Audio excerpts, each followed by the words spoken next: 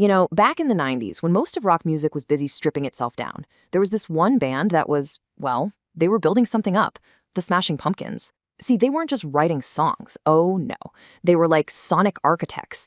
They were designing a sound that was so unique, so incredibly ambitious, that it somehow managed to define the era while also setting them completely apart from it. It's a fascinating paradox. So let's grab the blueprints, shall we? Let's dig in and see exactly how they built this incredible legacy. Okay, so to really get the Pumpkins, you gotta understand what they weren't. I mean, the sound of the time, the dominant force was grunge, right? It was all raw, gritty, and just fiercely anti-commercial. But the Pumpkins, they looked at that path and just went the other way completely. While everyone else was doing this raw minimalism thing, they were all about the grandiose. They celebrated being virtuosos on their instruments and built their entire career on high-concept art. It wasn't an accident, you know? It was a totally deliberate, almost defiant choice. And who was the main architect behind all this? The band's leader, of course, Billy Corgan. And this philosophy you see here, this is pretty much the key to everything about them. For Corgan, it was never, ever just about writing a cool riff. Nah, the goal was always creating that singular wall of sound, this huge, overwhelming, layered, and just meticulously crafted experience. And that ambition, man, it would become the source of their absolute greatest triumphs and also their deepest, most painful conflicts. All right, part one, building the wall of sound. This is where it all begins. It's where Corgan and the band start laying down the actual blueprint for a sound that really would go on to change alternative rock forever. So the band comes together really fast back in Chicago, 1988. You've got Corgan meeting guitarist James Aha, then he recruits bassist Darcy Retzky after, get this, an argument outside a nightclub. But the real game changer, the crucial turning point, was when a club owner basically told them, no way I'm booking you with a drum machine. That little push led them to Jimmy Chamberlin. And Jimmy wasn't just any drummer, he was this powerhouse with a background in jazz. He single-handedly transformed them from this kind of moody, sad rock band into an absolute monster, a totally formidable, aggressive unit. And right out of the gate, on their debut album, Gish, they introduced a key piece of their whole architectural style, the quiet, loud dynamic. It was just a masterful technique. I mean, one minute you're just floating along in these really delicate, almost psychedelic passages, and then bam, you're hit with an absolute tsunami of guitar distortion. It's just massive. And this became their signature, right? The very foundation of their incredible emotional and sonic reign. But just as they were getting ready to record their breakthrough second album, the whole thing was about to collapse. The pressure was just immense, and internally, the band was an absolute mess. You had Jimmy Chamberlin deep in a heroin addiction, you had Aha and Retzky, the guitarist and bassist, going through a super painful breakup with each other, and on top of all of that, Corgan himself was battling severe, even suicidal depression. It was a disaster waiting to happen. So in the middle of all this chaos, how do you get your vision onto tape? Well, for Corgan, the answer was to take total control. He basically became what some people have called a benevolent dictator. He ended up playing nearly all the guitar and bass parts on Siamese Dream himself. I mean, think about that. The album's legendary sound, that layered perfection, it was achieved by essentially sidelining half the band in the studio. It's a masterpiece, for sure, but one that was created at a huge, huge personal cost. So that masterpiece, Siamese Dream, it just propelled them to unbelievable new heights. And that brings us right to part two, peak ambition. This is where their creative vision and their newfound commercial power are about to collide in a really explosive way. 28. Just let that number sink in. 28. By 1995, the Smashing Pumpkins were an absolute commercial superpower, and Billy Corgan decided it was time to create something on a scale nobody had seen in a long time. 28 tracks. A massive double album that he literally conceived as being the wall for the 90s generation. The ambition is just off the charts. And look, this wasn't just some random collection of songs they threw together. Oh no. Mellon Collie and the Infinite Sadness had this grand, sweeping concept behind it. The whole thing was designed to take you, the listener, through the entire emotional journey of a single day. You start with the hope and energy of dawn to dusk, and then you move into the introspection and, the angst of twilight to starlight. It's an entire world. Now, to build something this massive, you can't work the same old way. They needed a totally new method. So they came up with this two-studio approach.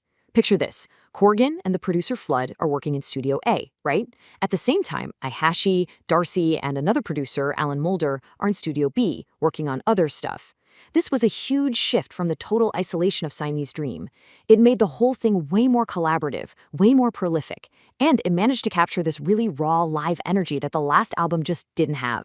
And the impact? I mean, it was absolutely monumental. The album debuts at #1 on the charts. It spits out these massive, iconic hits that you still hear everywhere. Bullet with Butterfly Wings, 1979, Tonight Tonight. It goes multi-platinum, wins a ton of awards, and just cements the Pumpkins as, without a doubt, one of the biggest and most ambitious bands on the entire planet. But you know how it goes. What goes up must come down. And that grand, massive structure they had just finished building, it was about to fracture under its own weight. This brings us to part 3, fracture, grief, and reinvention. So they're on this triumphant world tour for Mellon Collie, and it all comes to a screeching halt with an absolute tragedy. Their touring keyboardist, Jonathan Milvoin, dies from a heroin overdose, and Jimmy Chamberlain was there. So this catastrophic event leads to Jimmy being fired on the spot. Just like that, the classic lineup was shattered. The band was sent into this spiral of intense grief and just total uncertainty about the future. And the band that came out the other side of that tragedy, well, it was a completely different band. Their next album, Adore, was such a radical departure, it shocked everybody. They basically stripped away everything we knew them for, the grandiose rock, those massive guitar walls from Mellon Collie, and replaced it with something totally new, this somber, minimalist electronica that was mostly driven by drum machines. It was literally the sound of a band deconstructing itself right in front of our eyes. So their final act as an original unit was this thing called the Machina Project, and it was a full-blown rock opera about a fictional rock star named Glass who's struggling with his own fame. I mean, talk about meta, right? It was a direct commentary on the band's own wild story, and when their record label refused to release it as the double album they intended, they did something truly revolutionary for the time. They just released the second half, Machina 2, for free on the internet. They basically became pioneers of digital distribution just to get their art out there. And it's that constant spirit of reinvention that brings us right into their modern era, and into our final section, part 4, the long arc of legacy. This is a story all about persistence and their incredible lasting influence. So after they disbanded back in 2000, the band's story just becomes this cycle of constant reinvention. I mean, you've got reformations, you've got these sprawling concept projects, and then, boom, in 2018, you get the official return of both James Iha and Jimmy Chamberlain. That leads to yet another rock opera, and eventually the recruitment of a brand new member just recently. The cycle never really stops.